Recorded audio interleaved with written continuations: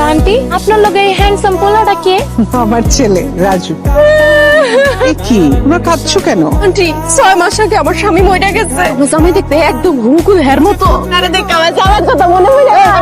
আচ্ছা তোমার স্বামী কিভাবে মারা গেছেন? প্রথমটা মরছে ফুসকুড়িতে ডুইবা, এরপর একটা ভালো মানুষ তাল গাছের নিচ দিয়ে যাইতেছিল, তাল পয়রা জায়গায় আমার শেষের জামাইটা একদম হের মতো হুকুল আছে। সেই জামাইটা মরে যাওয়ার পরে আমার কেউ আর বিয়ে করতে রাজি হয় না। আপনি কোন আমার মতো এরকম সুন্দরী একটা মাইয়া বিয়া ছাড়া স্বামী ছাড়া থাকতে পারে?